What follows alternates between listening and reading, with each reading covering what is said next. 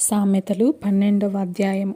శిక్షను ప్రేమించువాడు జ్ఞానమును ప్రేమించువాడు, గద్దింపును అసహ్యించుకొనువాడు పశుప్రాయుడు. సత్పురుషునికి యెహోవా కటాక్షము చూపును. దురాలోచనలు గలవాడు నేరస్తుడని ఆయన తీర్పు తీర్చును. భక్తిహీనత వలన ఎవరునూ స్థిరపరచబడరు. నీతిమంతుల వేరు కదలదు. యోగ్యురాలు తన పెనిమిటికి కిరీటము. సిగ్గు తెచ్చునది వాని ఎముకలకు కుళ్ళు. నీతిమంతుల తలంపులు న్యాయయుక్తములు. భక్తిహీనులు చెప్పు ఆలోచనలు మోసకరములు. భక్తిహీనుల మాటలు నరహత్య చేయ పొంచువారి వంటివి. యథార్థవంతుల నోరు వారిని విడిపించును. భక్తిహీనులు పాడై లేకపోవుదురు. నీతిమంతుల ఇల్లు నిలుచును. ఒక్కొక్క మనుషుడు తన వివేకము కొలది పొగడబడును. కుటిల చిత్తుడు తృణీకరింపబడును. ఆహారము లేకయున్నను తనను తాను పొగడుకొను వాని కంటే దాసుడు గల అల్పుడు గొప్పవాడు. నీతిమంతుడు తన పశువుల ప్రాణమును దయతో చూచును. భక్తిహీనుల వాత్సల్యము క్రూరత్వమే. తన భూమిని సేద్యపరచుకొను వానికి ఆహారము సమృద్ధిగా కలుగును. వ్యర్థమైన వాటిని అనుసరించువాడు బుద్ధిలేనివాడు. భక్తిహీనులు చెడ్డవారికి దొరుకు దోపుడు సొమ్మును అపేక్షించుదురు. నీతిమంతుల వేరు చిగుర్చును.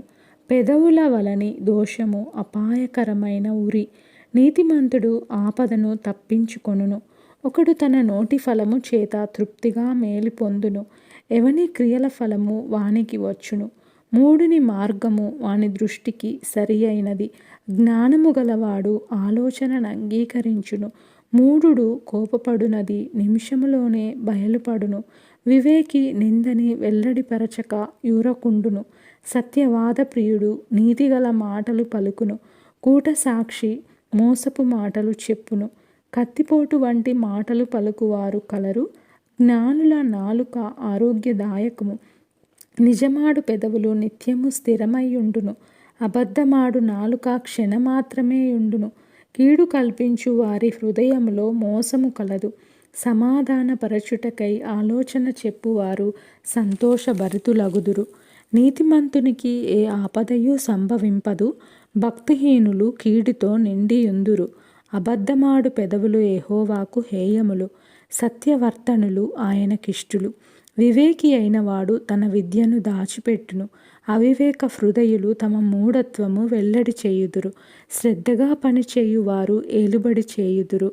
సోమరులు వెట్టి పనులు చేయవలసి వచ్చును. ఒకని హృదయములోని విచారము దాన్ని కృంగజేయును. దయగల మాట దాని సంతోషపెట్టును. నీతిమంతుడు తన పొరుగువానికి దారి చూపును. భక్తిహీనుల ప్రవర్తన వారిని దారి తప్పించును. సోమరి వేటాడినను పట్టుకొనడు. చురుకుగా నుండుట గొప్ప భాగ్యము. నీతి మార్గమునందు జీవము గలదు. దాని త్రోవలో మరణమే లేదు. ఆమెన్.